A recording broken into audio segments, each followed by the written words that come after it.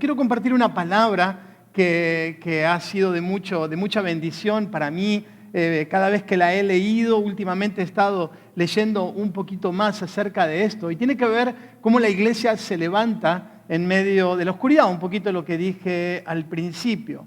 La iglesia ha luchado históricamente con los ídolos de su tiempo. La iglesia ha luchado con aquellas cosas que se levantaban en medio de las distintas sociedades para que las personas pusieran su confianza en eso, cualquier cosa que fuera. En el primer siglo puede haber sido el emperador, puede haber sido el poder de un imperio como el romano, o en Grecia puede haber sido la sabiduría o el entendimiento, la inteligencia. En nuestro tiempo puede ser el materialismo, pueden ser los bienes, el trabajo, lo que fuera. Pero cómo la iglesia siempre ha luchado con los ídolos de su tiempo y cómo el Señor las ha sacado en victoria. Los ídolos son aquellas cosas que pretenden ser la fuente de seguridad, la fuente de esperanza para el hombre de la época. Aquello que atrae la vida de hombres y mujeres hacia sí.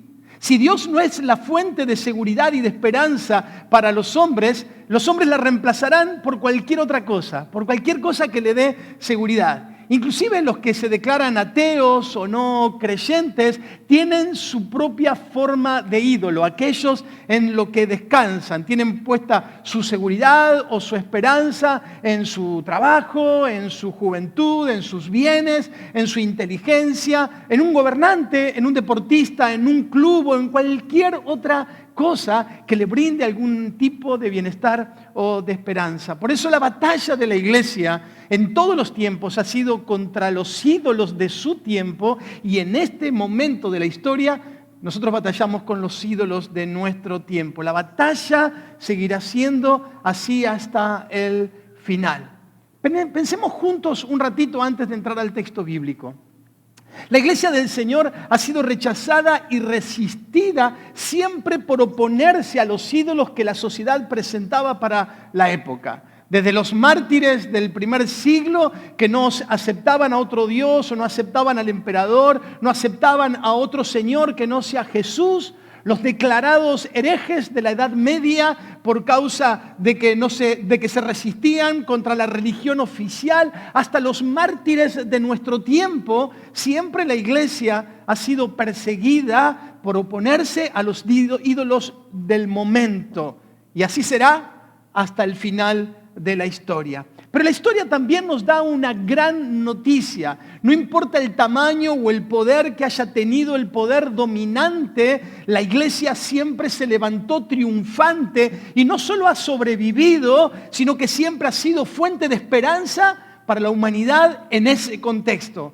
Por esta razón, necesitamos conocer más a nuestro Dios. ¿Quién es el Dios, Señor de todo lo que existe, del cual nosotros adoramos y al cual nosotros le presentamos alabanza y adoración? El Dios que nosotros predicamos. Conocer a Dios, conocer al verdadero Dios es el gran desafío de la iglesia para poder presentarlo claramente a una sociedad que está creyendo en cualquier otra cosa, menos en el Señor. De hecho, dice Juan capítulo 17 que la vida eterna consiste en que te conozcan a ti, el único Dios verdadero, y a Jesucristo, a quien tú has enviado.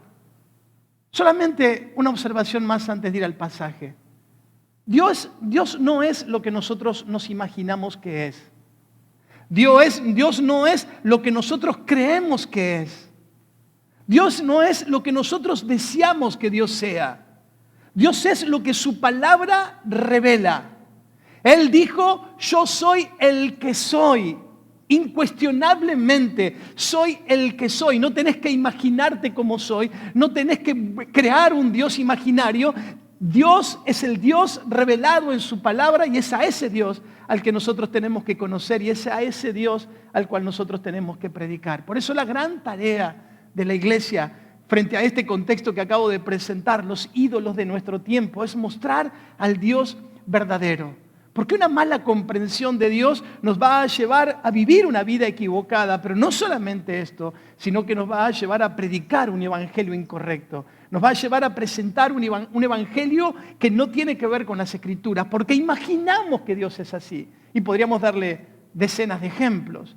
Si creemos en un Dios duro, en un Dios juez, en un Dios que está apuntando con el dedo y esperando que nos equivoquemos para caer con un rayo sobre nuestra cabeza, seguramente el Dios que prediquemos será ese, un Dios lleno de ira, y viviremos una vida de angustia y de temor por causa de ese Dios que nosotros creemos que es un Dios que está siempre enojado. O por el contrario, si creemos que es un Dios bonachón, que no le importa cómo vivimos, que para Él está todo bien, casi como un Dios medio hippie, que todo está bien, viviremos así, una vida disoluta, una vida liviana, no sentiremos culpa por el pecado, justamente por tener una mala comprensión del Señor. El apóstol Pablo, en su tiempo, en Hechos capítulo 17, se presenta frente a una sociedad que tenía sus propios ídolos, que tenía su propia manera de creer en el Señor, y Él les presenta al Dios verdadero de una manera que me parece que es uno de los pasajes más fuertes en cuanto a ese Dios completo en el cual nosotros creemos. Si quieren buscar en las Escrituras, Hechos capítulo 17, versículo 16 en adelante, podemos mirar un poquito. Es un texto un poquito largo, porque es una historia que tengo que completar, pero voy a dedicarme a observar algunos asuntos del pasaje. Dice el texto en el versículo 16 del capítulo 17 del libro de Hechos: mientras Pablo los esperaba en Atenas, su espíritu se enardecía viendo la ciudad entregada a la idolatría. Así que discutía en la sinagoga con los judíos y piadosos, y en la plaza cada día con los que concurrían. Y algunos filósofos de los epicúreos y de los estoicos disputaban con él, y unos decían: ¿qué querrá decir este palabrero? Y otros: parece que es predicador de nuevos dioses, porque les predicaba el evangelio de Jesús y de la resurrección. Y tomándole, le trajeron al Areópago diciendo: ¿podremos saber qué es esta nueva enseñanza de que hablas? Pues traes a nuestros oídos cosas extrañas. Queremos pues saber qué quiere decir esto. Porque todos los atenienses y los extranjeros residentes allí en ninguna otra cosa se interesaban, sino en decir o en oír algo nuevo. Entonces Pablo, puesto en pie en medio del Areópago, dijo: varones atenienses, en todo observo que sois muy religiosos, porque pasando y mirando vuestros santuarios hallé también un altar en el cual estaba esta inscripción: al Dios no conocido, al que vosotros adoráis, pues sin conocerle es a quien yo les anuncio o os anuncio. El Dios que hizo el mundo y todas las cosas que en él hay, siendo Señor del cielo y de la tierra, no habita en templos hechos por manos humanas, ni es honrado por manos de hombres, como si necesitase de algo, pues Él es quien da a todos vida y aliento y todas las cosas. Y de una sangre ha hecho todo el linaje de los hombres para que habiten sobre la faz de la tierra, y les ha prefijado el orden de los tiempos y los límites de su habitación, para que busquen a Dios, si en alguna manera palpando puedan hallarle, aunque ciertamente no está lejos de cada uno de nosotros, porque en Él vivimos y nos movemos. Y somos como algunos de vuestros propios poetas también ha dicho, porque linaje suyo somos. Siendo pues el linaje de Dios, no debemos pensar que la divinidad sea semejante a oro o plata o piedra, escultura de arte y de imaginación de hombres. Pero Dios, habiendo pasado por alto los tiempos de esta ignorancia, ahora manda a todos los hombres en todo lugar que se arrepientan, por cuanto ha establecido un día en el cual juzgará al mundo con justicia por aquel varón a quien designó, dando fe a todos por haberle levantado de los muertos. Lo primero que observamos en el pasaje es que Pablo está esperando a sus amigos. Él está en el segundo viaje, está esperando a Silas y a Timoteo. Su segundo viaje no ha sido fácil, ha sido un viaje muy difícil. Antes de llegar a Atenas, había estado en Tesalónica. En Tesalónica tuvo problemas, lo sacaron corriendo, de ahí lo llevaron a Berea. En Berea al principio fue muy bien recibido, pero también tuvo problemas y tuvo que salir corriendo, y lo sacan así rápidamente y lo llevan a la ciudad de Atenas. Atenas era una ciudad muy importante, más allá de que en el primer siglo, donde está el contexto de este pasaje, había perdido el esplendor de los siglos anteriores, donde había sido la cuna de alguna manera de la cultura de todo el continente. Pero ahora está un poquito un poquito para atrás, es Roma el gobierno que está reinando en ese momento, así que Atenas ya no es la Atenas de antaño, sin embargo, todavía no ha perdido parte de su esplendor. Ahí está Pablo caminando por sus calles y dice el texto bíblico que cuando él ve la idolatría de la ciudad, su corazón se enardece, su corazón arde. Una ciudad dominada por ídolos, los ídolos de la mitología griega. Ellos creían conocer al Dios verdadero y por eso hacían de todo un poco, y por las dudas ahí estaba la imagen del Dios no conocido.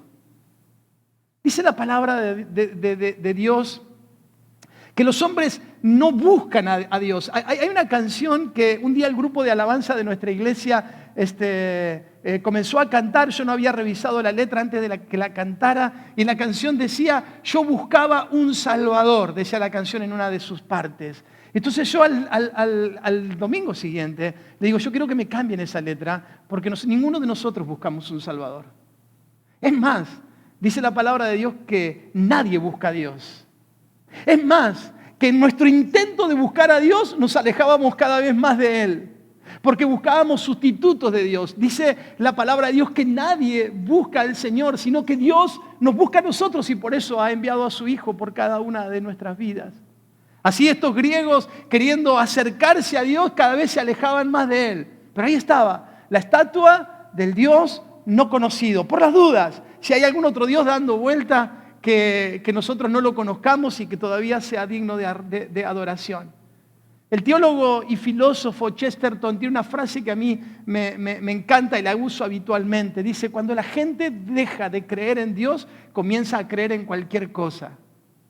Cuando la gente deja de creer en el Dios verdadero, comienza a imaginarse dioses y a crear dioses. El corazón de Pablo se enardece al ver la idolatría reinante en ese lugar. Y yo digo que es la reacción de un corazón que ama a Dios. Es el corazón de alguien que realmente conoce al Señor. El que conoce al Señor y el que ama a Dios se indigna por el pecado.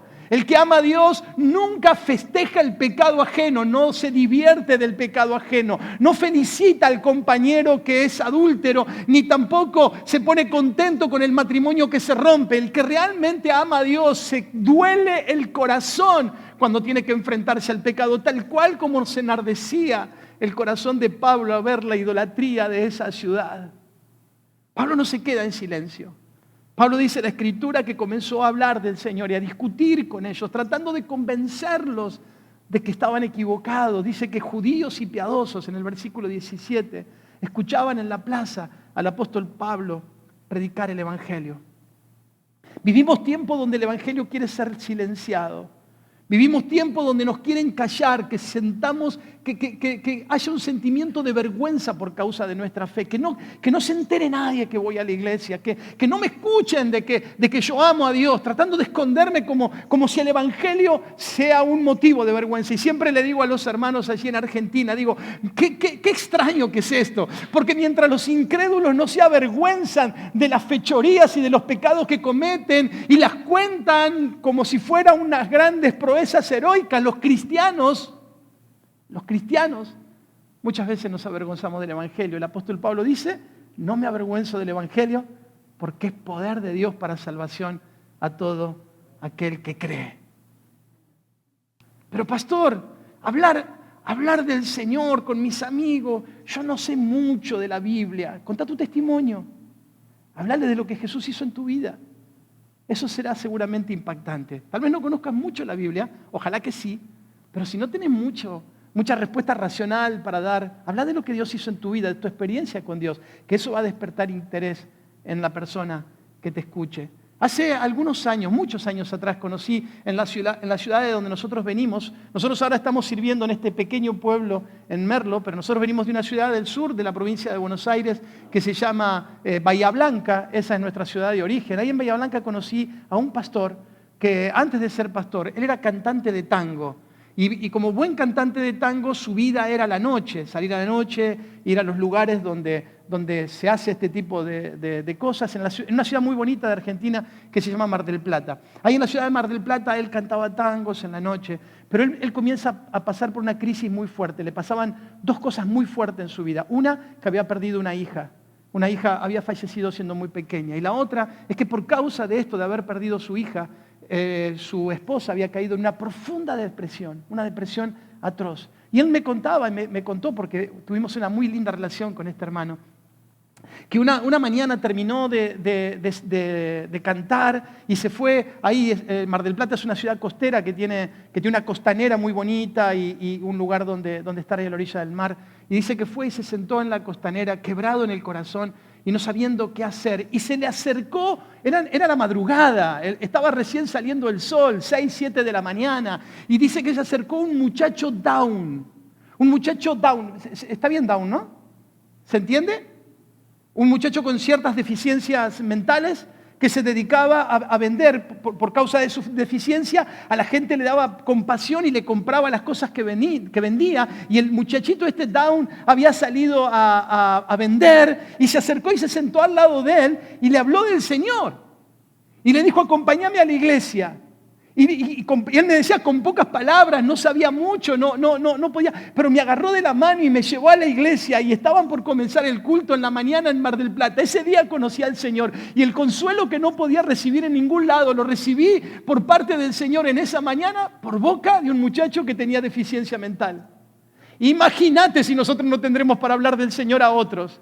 Imagínate si no tendremos un discurso para dar a otros que están confundidos en la idolatría. Claro, uno dice, el apóstol Pablo, un doctor en teología. No, vos tenés mucho para darle a esta ciudad. Vos tenés mucho para darle a tus vecinos, a tus compañeros de trabajo, de estudio, a tus amigos. Cristo vive en tu vida para poner palabra a aquel que la necesita. Rápidamente comenzaron a oponerse de lo que Pablo estaba diciendo y ahí aparecieron los supuestamente inteligentes, los epicúreos y los estoicos, dos ramas de la filosofía griega bastante contrapuestos. Los epicúreos eran los que creían que el placer era el principal fin de la vida, que había que disfrutar, eran muy sensuales. La experiencia era la clave de la vida y ellos no creían que había nada después de la muerte, así que había que vivir la vida como se viniera a las ganas. Por el otro lado estaban los estoicos. Los estoicos eran panteístas, creían que todo era Dios y ellos le daban mucha importancia a la moralidad, al sentido del deber, a la obediencia. ¿Sí? Ellos eran mucho más moralmente correctos, pero ambos estaban igualmente equivocados también, ¿no? Y dice que el versículo 19, que tomándole le llevaron al Areópago diciendo, queremos saber más acerca de lo que estás enseñando, queremos que nos digas más. Las palabras de Pablo indudablemente despertaron interés en estos filósofos y le dijeron, queremos escuchar más acerca del asunto. No porque les interesara escuchar de Dios, sino porque dice el texto que a ellos les interesaba o les fascinaba escuchar todo el tiempo cosas nuevas. Así que dijo, una nueva enseñanza, un nuevo Dios, queremos escucharlo, algo nuevo nos va a enseñar. Y lo llevaron al Areópago para que les predicara. Entonces dice que Pablo, puesto en pie, da un discurso que para mí es impresionante. Porque dice que se puso en pie en medio del Areópago, allí donde estaban todas las deidades, donde estaban todos los dioses griegos, estaban ahí, las estatuas, las imágenes, estaba todo ahí. Y él comienza a hablar diciendo, varones atenienses, en todo observo que sos muy religiosos. Lo primero que hace Pablo es tratar de tener un punto de contacto. No viene con juicio, ni los acusa de idólatras, ni les recuerda su maldad, que tenían mucho para hacer de esto, pero no hace eso, sino que trata de buscar un punto de contacto. Y creo que es una estrategia evangelística excelente. No andar juzgando el pecado de la gente, sino hablarles acerca del amor de Dios y de la misericordia de Dios sobre todos los pecadores. Pablo sabía que la idolatría no tenía nada bueno. Pablo sabía que la idolatría no es inofensiva. Pablo sabía que la idolatría no es solamente una estatuita donde la gente le prende velas y donde le presenta sacrificios y donde le quema incienso. Pablo sabía que detrás de cada ídolo hay una potestad espiritual demoníaca. Y no lo digo yo, lo dice Pablo, el mismo Pablo, en 1 Corintios capítulo 10, versículos 19 y 20. Él dice que cuando los incrédulos, cuando los gentiles les presentan sacrificio a los ídolos, no se lo están sacrificando o presentando a Dios, sino que lo están haciendo a los demonios. Así que Pablo está consciente de que la batalla que está enfrentando es una batalla espiritual y que lo que está sucediendo es algo poderosamente espiritual y que necesita tener mucho cuidado de sus palabras. Es lo mismo que ocurre cuando vos le predicás a alguien el Evangelio. Es lo mismo que ocurrió el día que alguien te habló a vos de Jesucristo. Hubo una batalla en tu mente y en tu corazón. Y gloria a Dios que el Espíritu Santo predominó para convencernos de que necesitábamos de Dios. En medio de todos esos altares idolátricos había uno que se llamaba al Dios no conocido. Agnostonteo sería el nombre, ¿sí? Entonces dice, ese Dios que ustedes no conocen, ese Dios que ustedes solamente pusieron la estatua por las dudas, a ese Dios quiero hablarles o presentarles en este día. Ustedes no lo conocen, pero yo sí lo conozco, y como yo lo conozco, vengo a presentárselos. Este no es igual que el resto de los dioses que ustedes conocen. Este es el Dios que hizo los cielos y la tierra. Y en el versículo 24 en adelante comienza a hacer una descripción de Dios que es extraordinaria.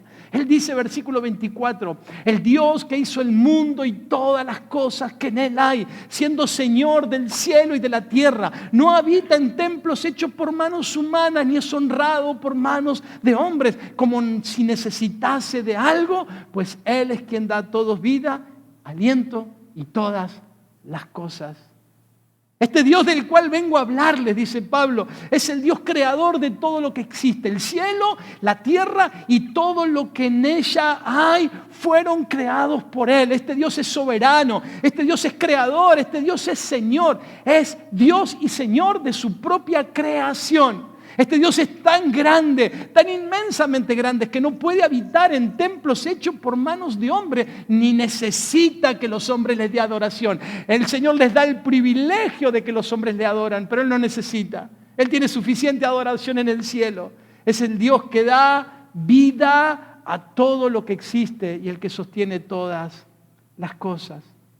Además de esto, es Señor, creador y principio de la humanidad. Dice versículo 26, de una sangre ha hecho todo el linaje de los hombres para que habiten sobre toda la faz de la tierra y les ha prefijado el orden de los tiempos y los límites de su habitación.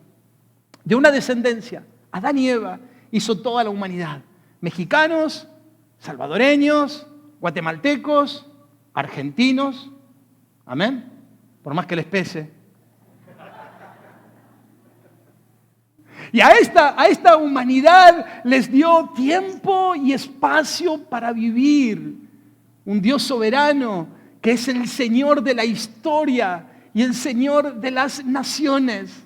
Hablaba con un hermano antes de venir para aquí, estuvimos unos días en Los Ángeles y hablaba con un pastor amigo y esto no quiero meterme en cosas que no sé mucho, pero esto de Trump y de Kamala Harris y de no sé qué. Y yo le decía, mira, no importa quién gane, yo sé quién es el Señor de la historia, yo sé quién es el Señor que pone reyes y saca reyes, y yo sé quién es el rey que tiene un reino inconmovible y ese es el Dios que adoramos. Pueden cambiar los reyes de la tierra, pero el Dios que adoramos jamás va a cambiar. No importa quién sea el futuro presidente de este país. Por ahí algunos es mejor que otros, no importa. Pero el Dios de los cielos sigue reinando por los siglos de los siglos.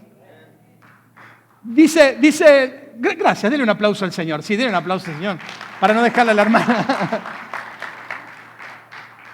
Dice que el Señor ha hecho al hombre y le ha dado tiempo y le ha dado territorio y le ha dado lugar en esta vida para que lo busquen.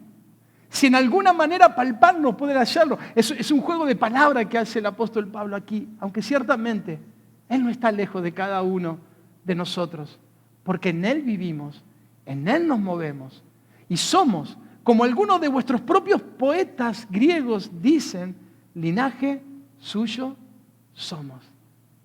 Este tiempo fue dado por Dios para que podamos buscarle, porque Dios nos está buscando a nosotros.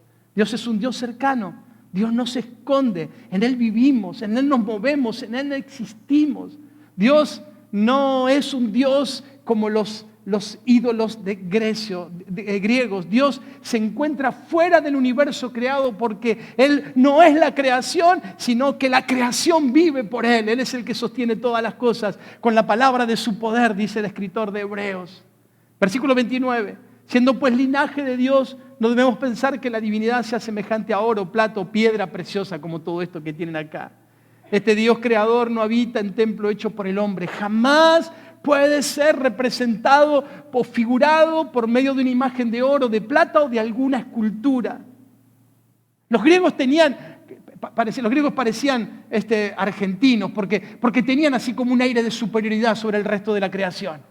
Se creían los mejores de su tiempo, ¿no? Los otros argentinos, nosotros no, ¿no es cierto? No. Ellos se creían que eran superiores porque ellos eran pensantes, ellos creían que su filosofía era superior a la de los bárbaros romanos, entonces ellos eran superiores, su cultura era superior, inclusive sus rasgos físicos creían que eran mucho más lindos que el resto de la creación, su erudición filosófica, la belleza de sus cuerpos, el despliegue físico que hacían en las competencias olímpicas, los hacía crear semidioses. El Señor les tira todo abajo y les dice, existe un solo Dios, creador de todo lo que existe y que sostiene inclusive la vida de ustedes. Todo esto que son es gracias al creador del cielo y de la tierra. El Dios que Pablo presenta es un Dios único, es un Dios uno solo. Es Señor de todo lo que existe. Es el creador, es el autoexistente, es el sustentador, quien le da vida a todo lo que existe. Este Dios es eterno, es un Dios soberano, es un Dios accesible, es un Dios cercano, es un Dios infinito, es un Dios omnipresente, es un Dios omnipotente, es un Dios que es espíritu, es un Dios justo, un Dios de toda justicia, misericordioso y también es un Dios victorioso. Este es el mensaje que Pablo predica. No es un Dios endeble y que por ahí anda buscando y rogando que lo amen como algunos quieren presentar a Dios. Dios desea. No, Dios es todo lo que es y no nos necesita a nosotros. Dios manda, dice el apóstol Pablo en el final de su discurso. Este Dios que está tan cercano, manda a todos los hombres a que se arrepientan. Manda a todos los hombres a que se arrepientan. Versículo 30. Pero Dios, habiendo pasado por alto los tiempos de esta ignorancia, ahora manda a todos los hombres, en todo lugar, y faltaría agregar, y en todos los tiempos, a que se arrepientan. Él le está diciendo a los griegos, abandonen su pecado e idolatría y vengan al Dios verdadero. Abandonen todas estas deidades ficticias y vengan al único Dios verdadero. Aquí Pablo iguala a todos los hombres en su condición pecaminosa. No hay griegos, no hay romanos, no hay judíos, no hay bárbaros, no hay sabios, no hay nadie. Todos los hombres de todas las razas, en todo lugar, necesitan volver su corazón a Dios. Desde los más pobres que hemos visto en este hermoso video de saludos, ¿de dónde era? De África, los chicos que saludaban, de Australia, de Nueva Guinea, desde esos humildes muchachitos hasta los más sabios que puedas conocer, todos los hombres necesitan arrepentirse y volver su corazón a Dios. Y termina el apóstol Pablo en el versículo 31 diciendo algo muy fuerte. Por cuanto Dios ha establecido un día en el cual juzgará al mundo con justicia por aquel varón a quien designó, dando fe a todos por haberle levantado de los muertos. Es necesario que volvamos nuestro corazón a Dios porque habrá un día, dice Pablo, en que todos seremos juzgados. No importa lo que hayamos hecho en oculto, no importa si nadie se enteró, no importa si pudimos presentar un buen papel o hacer una buena actuación de que éramos cristianos cuando en realidad no lo éramos. El apóstol Pablo dice, habrá un día donde Dios, el juez justo, juzgará a todos los hombres con justicia. El mayor pecado del hombre no es mentir, no es robar, no es matar, no es fornicar. El mayor pecado del hombre es rechazar al Hijo de Dios, rechazar la obra de la cruz, rechazar la oferta del Evangelio. Vengan a mí en arrepentimiento para darles salvación. Pero dice el versículo 32 que cuando oyeron la resurrección de los muertos, unos se burlaban y otros decían, ya te oiremos acerca de esto otra vez. Y así Pablo salió del medio de ellos, mas algunos creyeron juntándose con él, entre los cuales estaban Dionisio, el Areopagita, una mujer llamada Dámaris y otros con ellos. 3 reacciones y con esto termino, o estamos en el final del mensaje. Dice que unos se burlaban, otros lo ignoraron, sin embargo otros creyeron. Y creo que aún hoy la humanidad sigue teniendo estos 3 tipos de reacciones frente al mensaje de la cruz. Están quienes se ríen y se burlan, los que se creen astutos, los que se creen vivos, los que se creen que pueden vivir como se les ocurra y que no pasa nada. Pero el mismo texto que hemos leído dice que para todos llegará un día de juicio. Y estos que se burlan de la cruz, estos que se burlan del Evangelio, estos que se burlan del mensaje del Señor, para ellos habrá un día de lloro y de crujir de dientes al ver el juicio eterno.